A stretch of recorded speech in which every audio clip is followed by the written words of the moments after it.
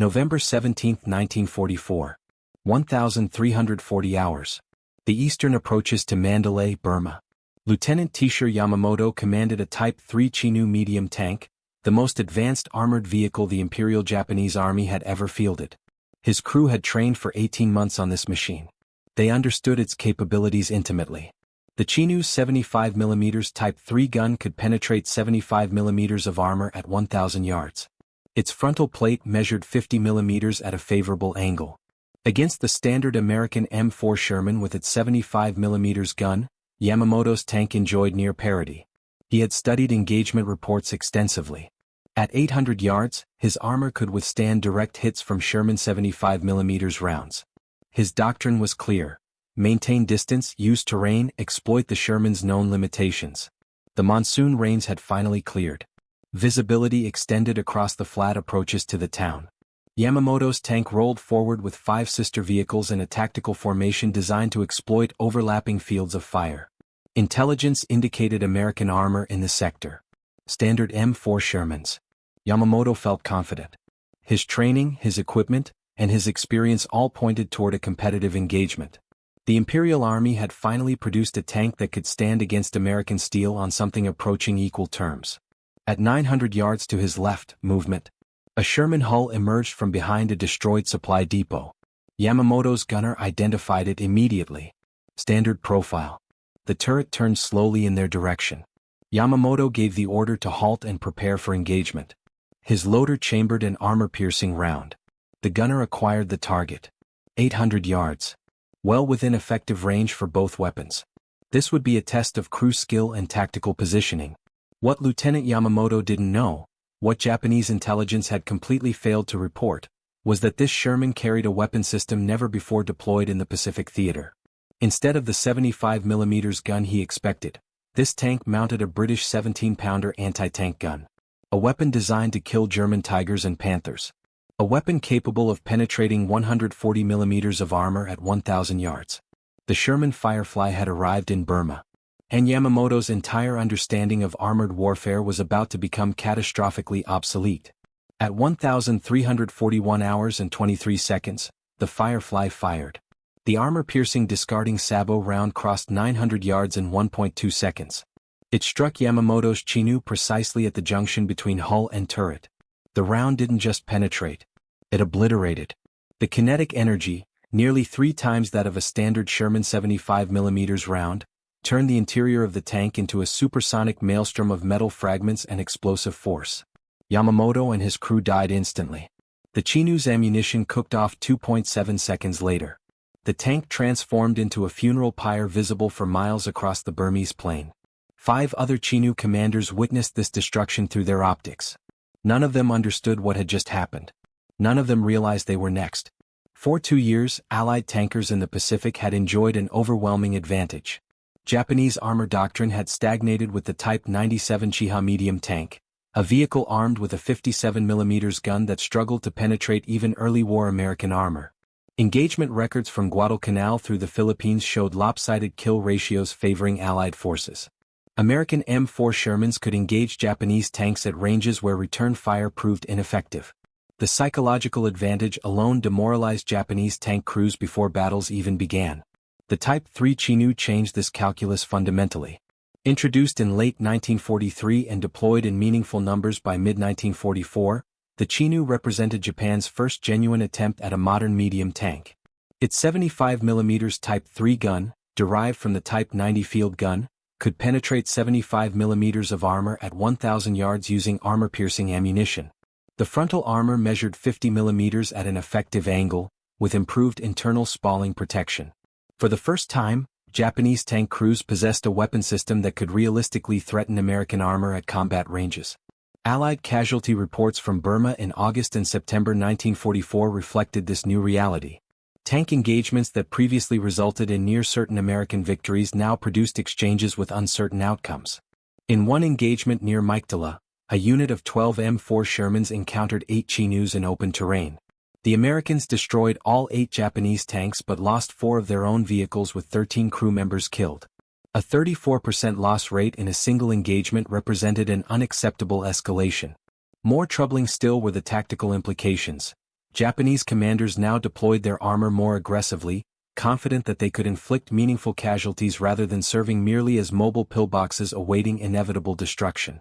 British intelligence in India analyzed captured ChiNus extensively throughout September 1944.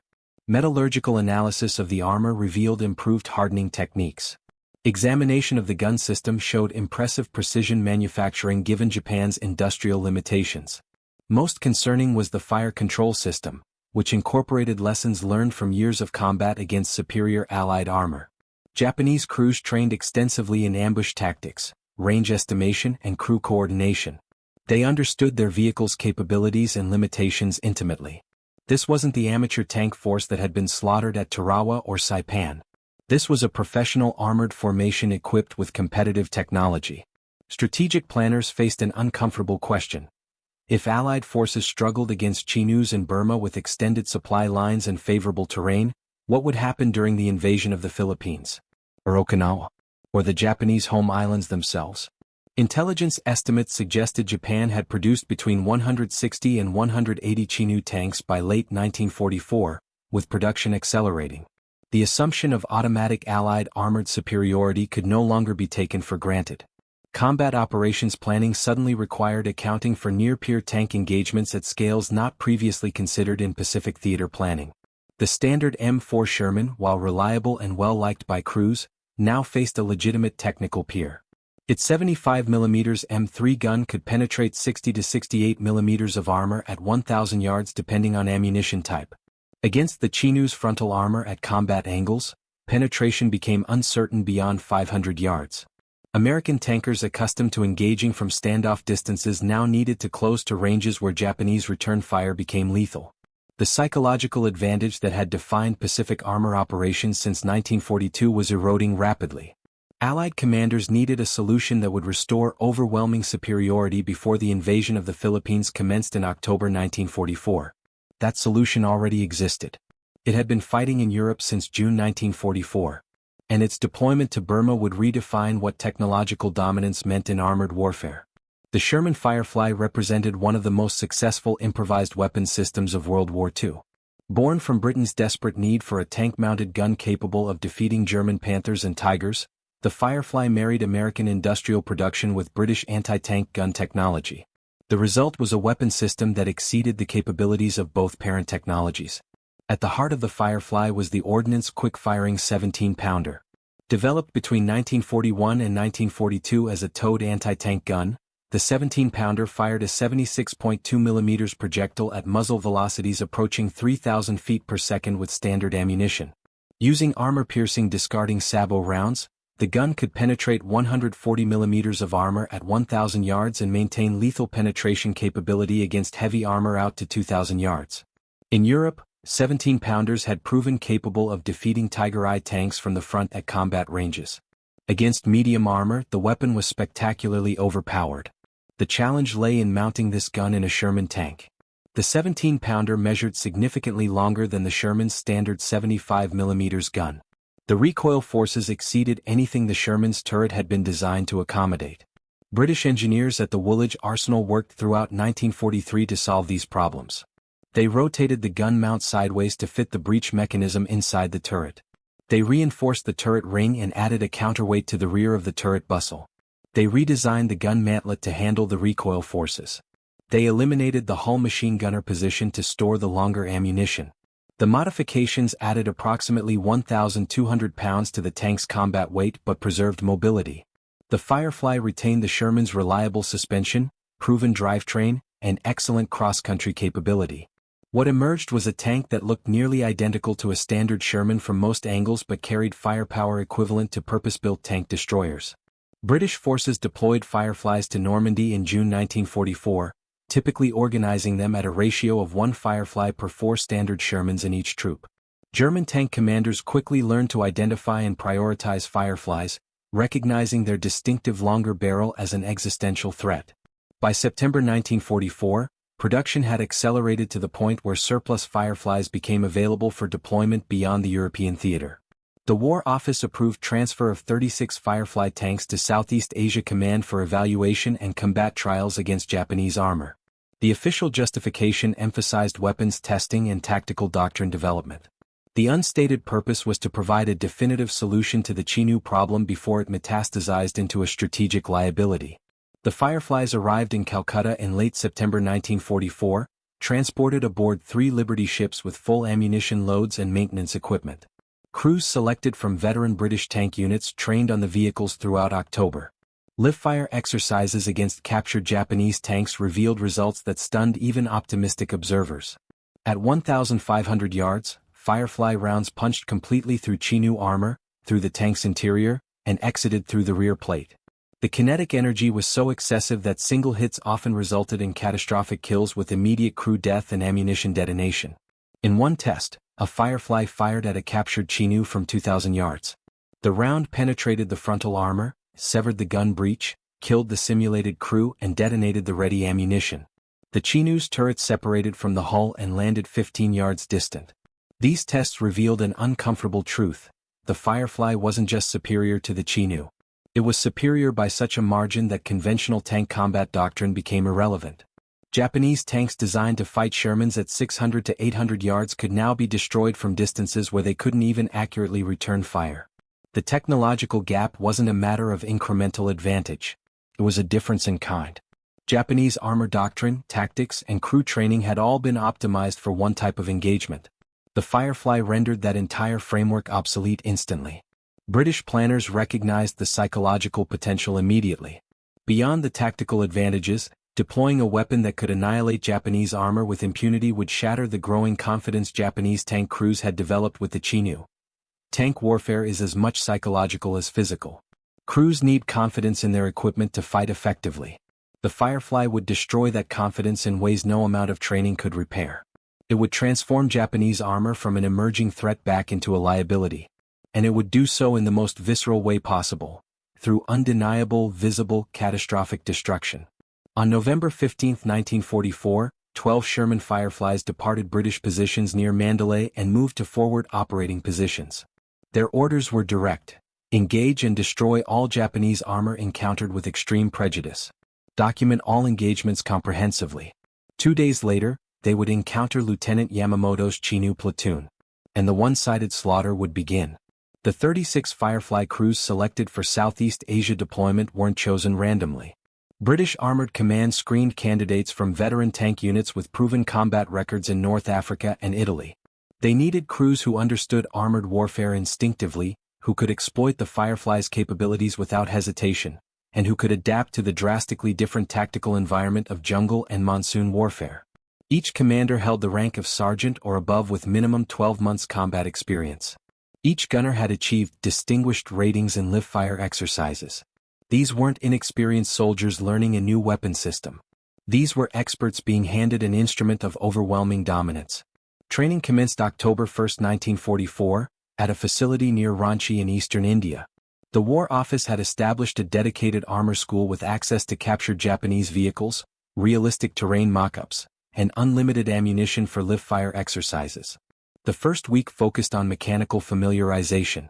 Crews learned the Firefly's idiosyncrasies: the rotated gun mount that required different loading procedures, the distinctive recoil that could disorient inexperienced gunners, the modified optics that provided superior range finding but required recalibration from standard Sherman sights.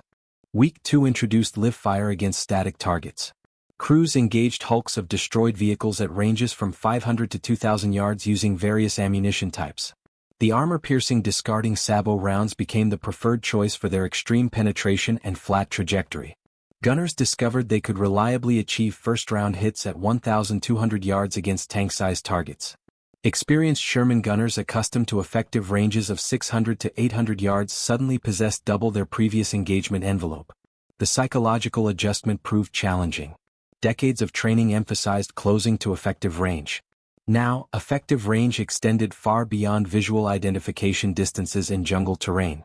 The third week brought tactical exercises against captured ChiNu tanks. British intelligence had acquired 3 operational ChiNus from various sources. 1 captured intact near Imphal, 1 surrendered by a defecting crew, 1 recovered from a depot overrun during the Allied advance. These tanks, crewed by British soldiers simulating Japanese tactics, maneuvered against Firefly units in realistic combat scenarios. The exercises revealed sobering results for the ChiNu simulators. In 17 simulated engagements, Fireflies achieved first-round kills in 15. The 2 misses resulted from range estimation errors beyond 1,800 yards.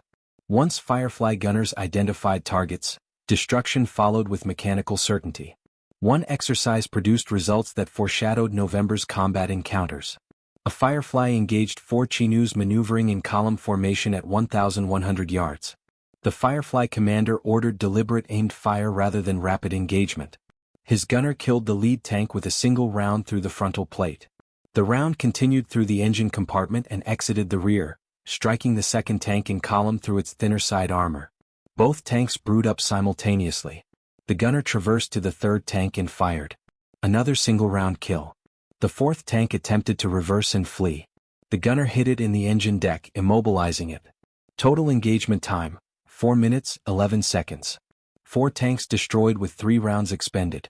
The exercise observers noted the psychological impact on the ChiNu crews, even though they knew they were in a training exercise.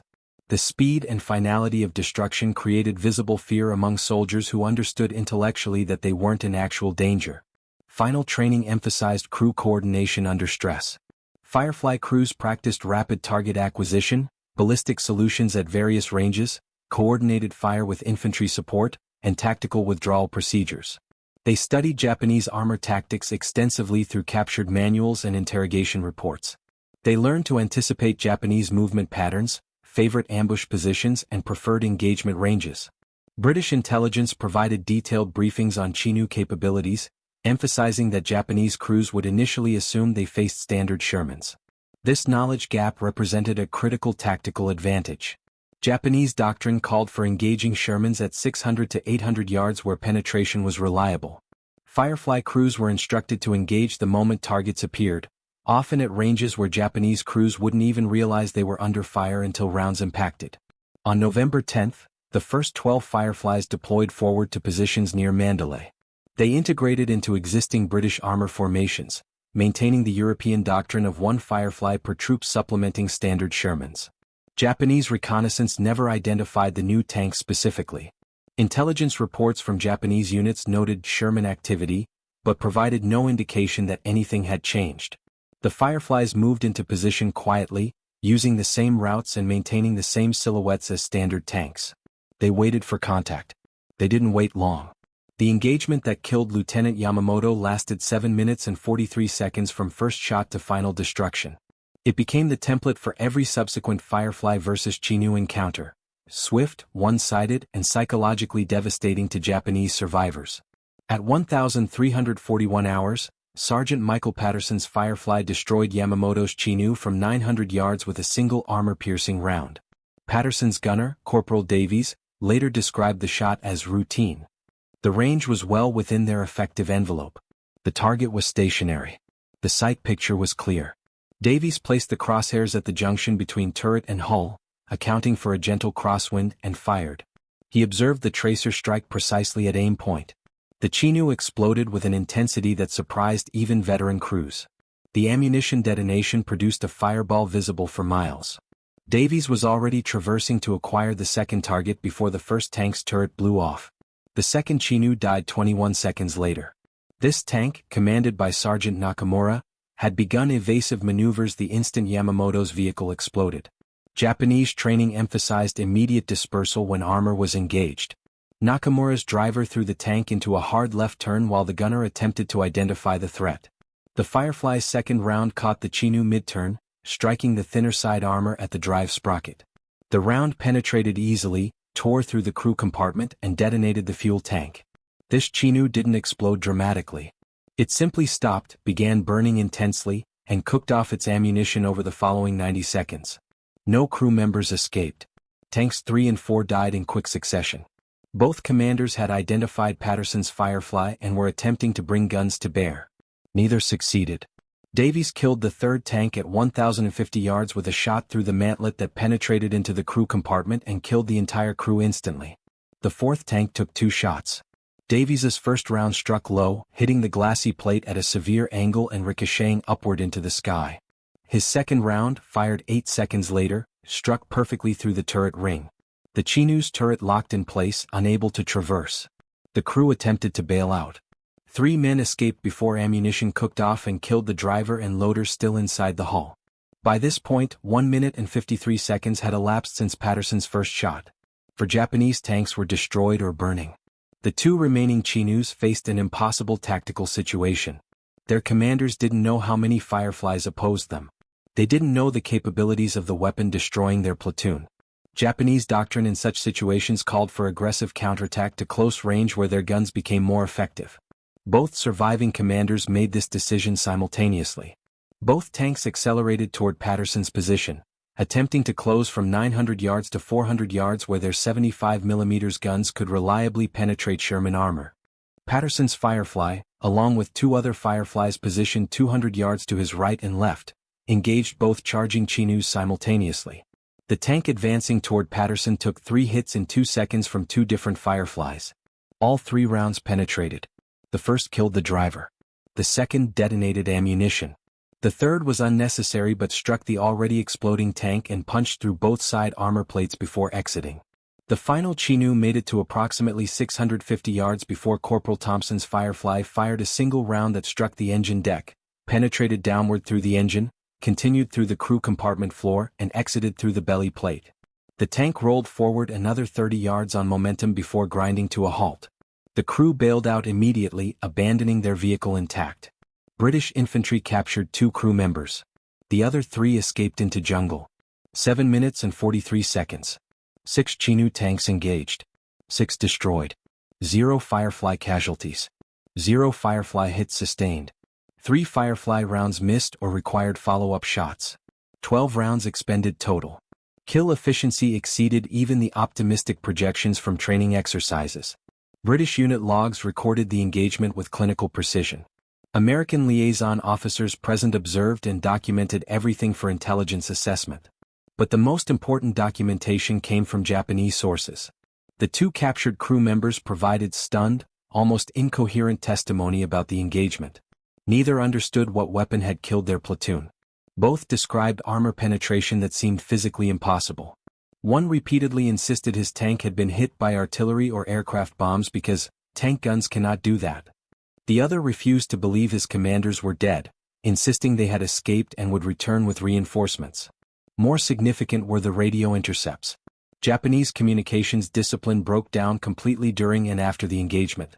British signals intelligence recorded multiple transmissions from Japanese units requesting information, reporting contact with unknown American heavy tanks, and demanding tactical guidance. One transmission, later translated and analyzed, came from a Japanese armor regimental commander and read, Type 3 tanks prove ineffective against new enemy armor. Request immediate intelligence on American heavy tank deployment and tactical countermeasures. Current doctrine appears inadequate. This single engagement accomplished precisely what British planners intended. It introduced the Firefly to Japanese forces in the most traumatic way possible. It demonstrated absolute technological superiority. And it began the psychological process of destroying Japanese confidence in their newest, most capable armored vehicle. The ChiNu had given Japanese tank crews hope that they could compete with Allied armor on approaching equal terms. The Firefly shattered that hope in less than 8 minutes. Patterson's crew returned to British lines, refueled, rearmed, and reported ready for operations within 3 hours. That night, they shared their combat footage with other Firefly crews and watched gun camera recordings that showed each kill in clinical detail. The recordings circulated rapidly through British and American armor units. Morale among Allied tankers, already high, reached new peaks. Japanese armor, which had briefly seemed threatening with the ChiNu's introduction, now appeared doomed. The psychological pendulum had swung completely in favor of Allied forces. And this was only the beginning. The systematic destruction of Japanese armor confidence over the following weeks represented psychological warfare as devastating as any physical bombardment.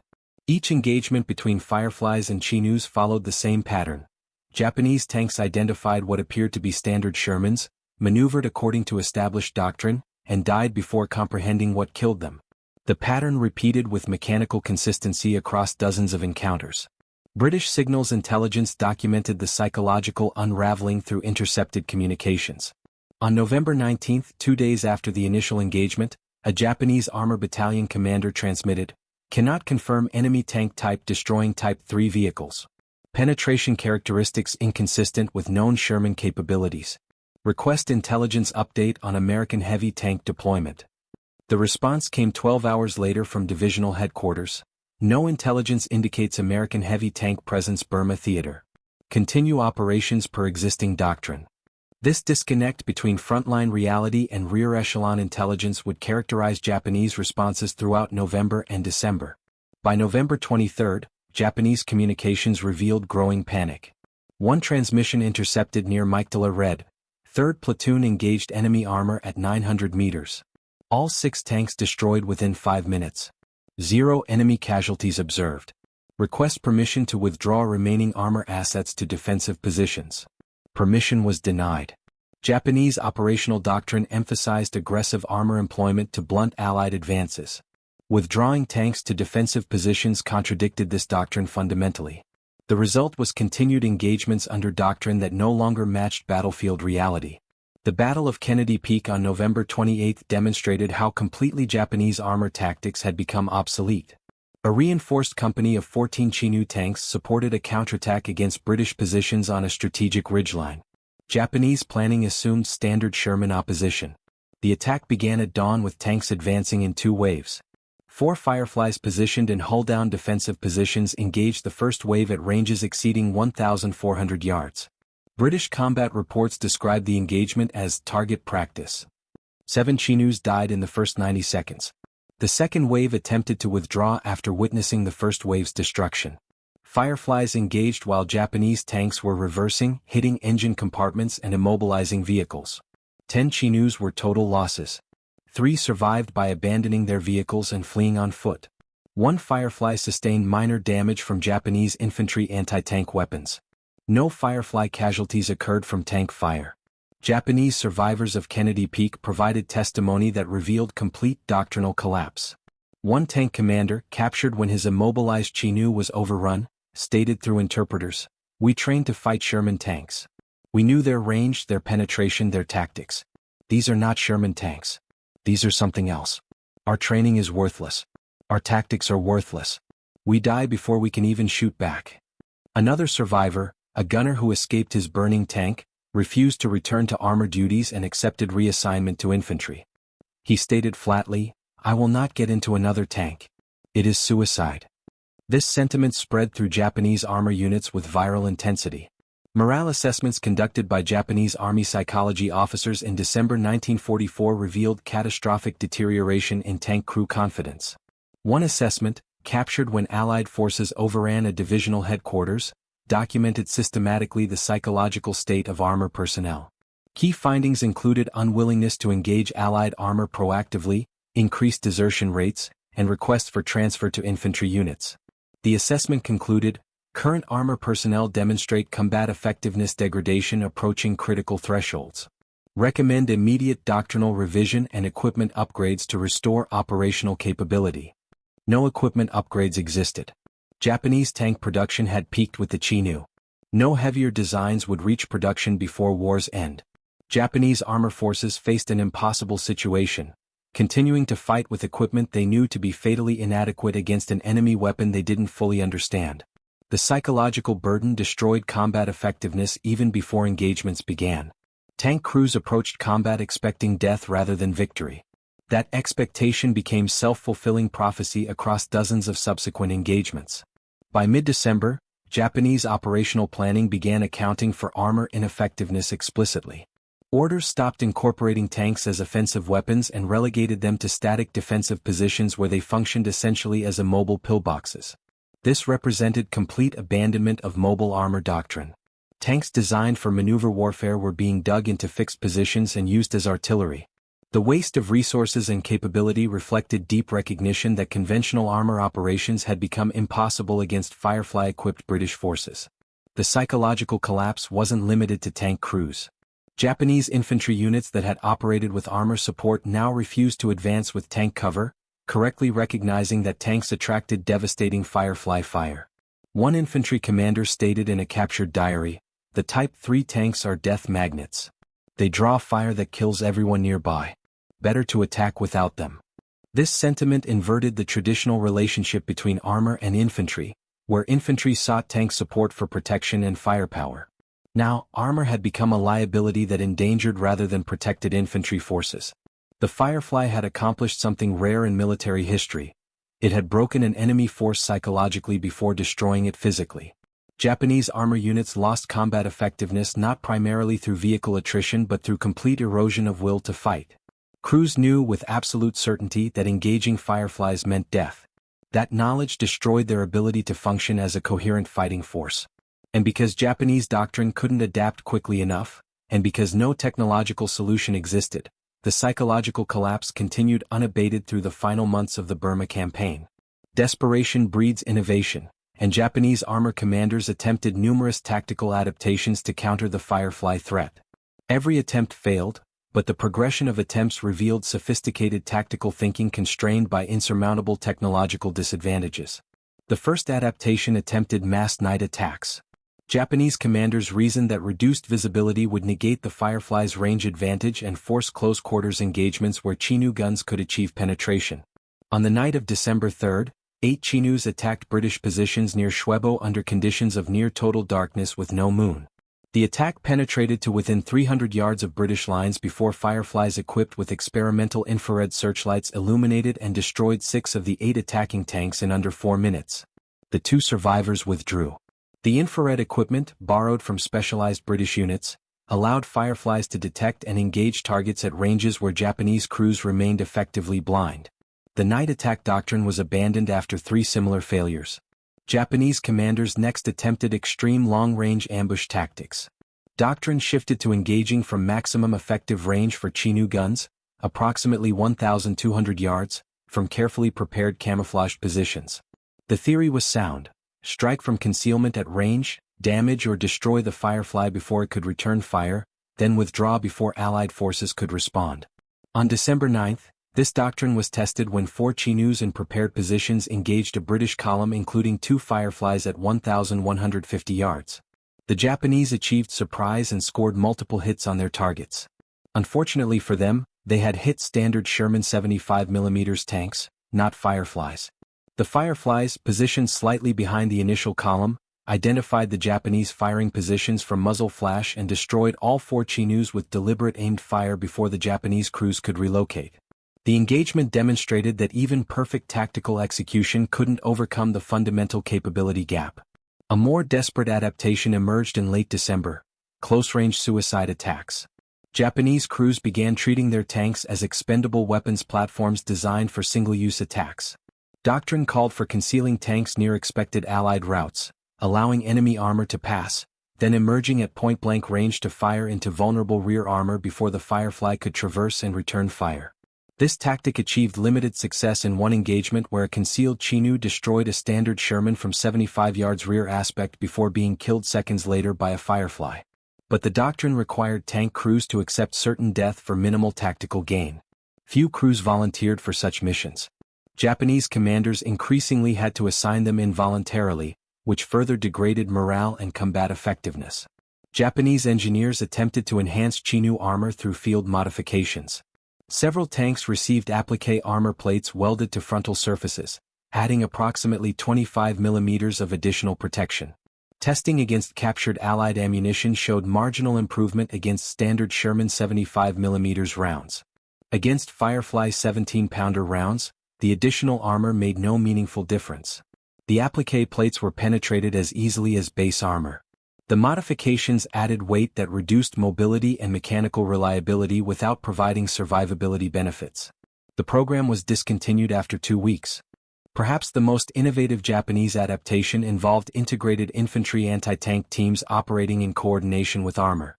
Doctrine called for ChiNus to serve as decoys, drawing Firefly attention while infantry teams armed with magnetic mines and satchel charges maneuvered to assault positions.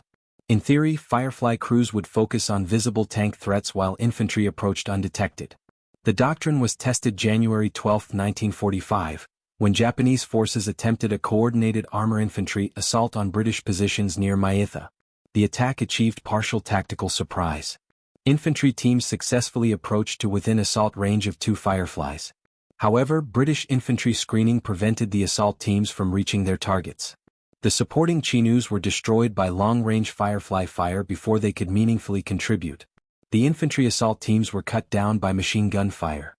The tactic theoretically sound but required perfect conditions and flawless execution to succeed against combined arms defenses. By January 1945, Japanese tactical experimentation had effectively ceased. Every adaptation had failed. The fundamental problem wasn't tactical doctrine or crew training or battlefield conditions. The problem was physics. The Firefly's gun could penetrate ChiNu armor at ranges where ChiNu guns couldn't reliably penetrate Firefly armor. No tactical innovation could overcome that reality. Japanese tanks could ambush, maneuver, coordinate with other arms and employ surprise. None of it mattered when a single Firefly round resulted in catastrophic kills with mechanical consistency. A captured Japanese armor training manual from February 1945 revealed the extent of doctrinal despair. The manual's section on engaging Allied armor included this remarkable passage. Against Sherman variants mounting 17-pounder guns, conventional engagement is not recommended. If contact is unavoidable, attempt to withdraw while providing covering fire. If withdrawal is impossible, engage from maximum range with expectation of mission failure. Crew survival should prioritize over vehicle preservation. This was effectively an admission that Japanese armor doctrine had no answer to the Firefly. The manual instructed tank crews to run away if possible and accept death if not. No training manual in any modern army contains such defeatist language unless reality offers no alternative. The tactical evolution from confident aggression in November to formalized despair in February represented one of the most complete doctrinal collapses in armored warfare history. Japanese commanders had tried everything within their power. Nothing worked. The Firefly remained an insurmountable obstacle. And because Japanese industrial capacity couldn't produce a technological counter, and because tactical innovation couldn't bridge the capability gap, Japanese armor forces simply accepted their role as sacrificial units buying time through their own destruction. That grim calculus defined the final months of armor operations in Burma. The Firefly's dominance in Burma reverberated through Allied strategic planning for the Pacific War's final phases. The weapon's proven ability to neutralize Japanese armor fundamentally altered operational assumptions for the Philippines, Okinawa, and the planned invasion of the Japanese home islands. Allied planners had anticipated significant Japanese armor resistance during the Philippines campaign. Intelligence estimates suggested Japan had concentrated substantial armored forces in the islands, including newly produced ChiNu tanks and older but still dangerous Type 97 variants. The Burma experience prompted urgent requests from General MacArthur's headquarters for Firefly deployment to support Philippine operations. However, production priorities and the European theaters continued demands limited availability. Only 8 Fireflies deployed to the Philippines, arriving too late to participate in major armored engagements at Leyte and Luzon. Nevertheless, their presence influenced Japanese defensive planning. Intercepted Japanese communications revealed that intelligence officers had identified Firefly deployments and warned armor units to avoid engagement. Japanese tanks on Luzon largely remained in static defensive positions rather than conducting mobile counterattacks, partly due to fear of encountering Fireflies. The strategic impact became more pronounced during planning for Operation Iceberg, the invasion of Okinawa. Intelligence assessments indicated Japanese forces had positioned approximately 60 tanks on the island, primarily Type 97 variants with some ChiNu tanks. Allied planners initially expected these forces to conduct aggressive counterattacks against landing beaches. The Burma experience suggested an alternative approach. Deploy overwhelming Firefly strength early to preemptively destroy Japanese armor before it could influence critical operations. 36 Fireflies were allocated to Okinawa operations, representing the largest single-theater Firefly deployment outside Europe. Their presence influenced Japanese tactical decisions fundamentally. Japanese armor on Okinawa remained in concealed defensive positions throughout the campaign. The few instances where Japanese tanks emerged to engage Allied forces resulted in swift destruction, often by Fireflies engaging from ranges exceeding 1,000 yards. Japanese armor never meaningfully influenced the Okinawa campaign's outcome. Most significantly, the Fireflies' demonstrated capabilities affected planning for Operation Downfall, the proposed invasion of the Japanese home islands. Intelligence estimates suggested Japan had reserved between 2,000 and 3,000 tanks for homeland defense, including all remaining ChiNu production and substantial numbers of older types. Allied planners anticipated that Japanese forces would employ these tanks in mass suicide attacks against invasion beaches and inland defensive positions. The Firefly offered a potential solution. Plans called for deploying over 200 Fireflies during the initial assault phases, organized into specialized tank destroyer units tasked specifically with Japanese armor elimination. Tactical doctrine emphasized long-range engagement to destroy Japanese tanks before they could reach Allied infantry or standard Sherman units. Allied planners calculated that Firefly-equipped forces could achieve favorable exchange ratios exceeding 20-to-1 against Japanese armor, effectively neutralizing the tank threat within the first 2 weeks of invasion operations. These plans never reached implementation because of Japan's surrender following atomic bombings and Soviet entry into the war. However, the planning documents revealed how completely the Firefly had altered Allied strategic assumptions. Japanese armor, which Allied planners had considered a significant threat requiring careful operational planning as recently as mid-1944, had been reduced to a manageable problem solvable through technological superiority. The Firefly had transformed armor operations from a domain of tactical uncertainty to one of Allied dominance. The strategic implications extended beyond immediate tactical planning. Post-war analysis examined how the Firefly's dominance influenced Japanese strategic decision-making. Captured documents and post-surrender interrogations revealed that Japanese imperial headquarters recognized by January 1945 that their armor forces had become strategically irrelevant. This recognition influenced resource allocation decisions during the war's final months. Japan redirected resources away from tank production toward aircraft, coastal defenses, and infantry equipment. Tank production declined from approximately 120 units monthly in mid-1944 to fewer than 40 units monthly by mid-1945. This shift reflected rational assessment that additional tanks offered no strategic value when Allied forces possessed weapons that could destroy them with impunity. The Firefly also influenced Allied perspectives on armored warfare's future. The weapon demonstrated that gun technology had temporarily outpaced armor protection, creating conditions where offensive firepower dominated defensive survivability. This lesson influenced post-war tank development globally. The emphasis shifted toward larger guns, improved fire control, and longer engagement ranges. The doctrinal assumption that tanks would fight primarily at close ranges gave way to recognition that engagement ranges would continue extending as gun technology advanced. Every major tank developed in the post-war decade incorporated these lessons. Larger caliber guns, improved optics, and armor schemes designed to defeat increasingly powerful kinetic energy projectiles. Strategically, the Firefly's deployment to Burma represented a case study in how technological advantages could be leveraged for disproportionate psychological and operational effect. Relatively small numbers of Fireflies, never more than 50 operational simultaneously in Burma, achieved strategic impact far exceeding their numerical strength. They broke Japanese armor morale, altered Japanese operational planning, and contributed to Allied strategic confidence during the war's final year. The lesson was clear. In combined arms warfare, absolute superiority in a single capability could create cascading advantages across multiple domains. This lesson influenced Cold War military thinking profoundly, particularly in NATO planning that emphasized technological superiority over numerical parity against Warsaw Pact forces. The statistical record of Firefly performance against Japanese armor in Burma provides objective documentation of technological superiority unmatched in armored warfare history. These numbers reveal a level of combat dominance rarely achieved and never sustained over extended operations. Between November 17, 1944 and April 30, 1945, Firefly-equipped British units engaged Japanese armor in 43 documented encounters. These engagements ranged from single-tank skirmishes to battalion-level armor battles. Complete records exist for 38 of these encounters, covering 174 individual Japanese tank kills. The aggregate statistics demonstrate overwhelming Firefly superiority across every metric. Total Japanese tanks destroyed by Fireflies: 174 confirmed, 23 probable. Total Firefly losses to Japanese tank fire: 0. This statistic bears emphasis. Not a single Firefly was destroyed by Japanese tank guns during the entire Burma campaign. 3 Fireflies sustained damage from Japanese tank fire. All 3 remained operational and continued fighting.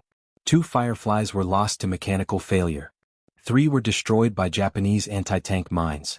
1 was abandoned after throwing a track in impassable terrain. But 0 were killed in direct tank versus tank combat. The kill ratio, expressed mathematically, approaches infinity because the denominator is 0. More granularly, the average engagement range for Firefly kills was 1,043 yards. The longest confirmed kill occurred at 1,847 yards when Sergeant Patterson's Firefly destroyed a ChiNu that was attempting to withdraw from combat. The shortest kill occurred at 187 yards during a confused melee engagement where a Japanese tank emerged unexpectedly from dense jungle. Even at this close range, the Firefly achieved a single-shot kill. The standard deviation of engagement ranges was 347 yards, indicating that Fireflies achieved consistent lethality across a wide range of combat conditions. First-round hit probability for Firefly guns against Japanese armor was 87% across all engagements. This figure includes shots taken at extreme range in poor visibility, against moving targets and under combat stress. For comparison, standard Sherman 75mm guns achieved first-round hit probabilities of approximately 65% against stationary targets at 800 yards under training conditions. The Firefly's combination of superior optics, flatter trajectory, and experienced crews produced hit rates that exceeded doctrinal expectations consistently.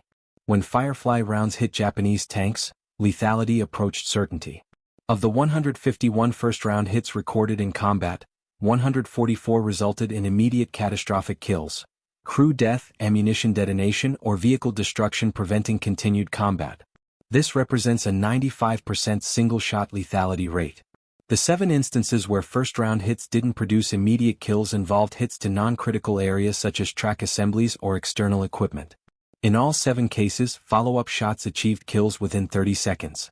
No Japanese tank struck by a Firefly round ever returned fire successfully. Ammunition efficiency metrics further illustrate dominance. Fireflies expended an average of 1.2 rounds per Japanese tank killed. This figure includes ranging shots, misses, and follow-up shots on targets already disabled. By comparison, standard Shermans engaging Japanese armor typically expended 3 to 4 rounds per kill against older Type 97 tanks and 5 to 7 rounds per kill against ChiNu tanks. The Firefly's superior penetration and first-round hit probability translated directly into ammunition conservation and sustained combat capability. Crew survival rates showed equally dramatic disparities. Japanese tank crew survival rates in engagements with Fireflies averaged 23%. That is, fewer than 1 in 4 crewmen survived encounters with Fireflies. This figure includes crewmen who bailed out before their tanks were struck, those who escaped burning vehicles, and the small number who were in tanks that received non-lethal hits. For crews that remained in their tanks when Firefly rounds struck, survival rates dropped to approximately 8%. The kinetic energy and post-penetration effects of 17-pounder rounds left minimal survival margin. By contrast, British Firefly crews suffered 0 combat deaths from tank fire during the entire campaign. Time-to-kill metrics revealed the speed of Firefly dominance. In engagements where multiple Japanese tanks were destroyed, the average time from first shot to destruction of all enemy vehicles was 4 minutes and 37 seconds. The fastest multi-tank engagement lasted 2 minutes and 11 seconds, when 3 Fireflies destroyed 9 Japanese tanks in an ambush. The longest engagement lasted 17 minutes and 34 seconds. But this duration reflected tactical caution and ammunition conservation rather than Japanese resistance. Japanese tanks never sustained combat against Fireflies for extended periods. They died quickly or withdrew rapidly. Extended engagements occurred only when Japanese crews literally couldn't retreat due to terrain or mission orders.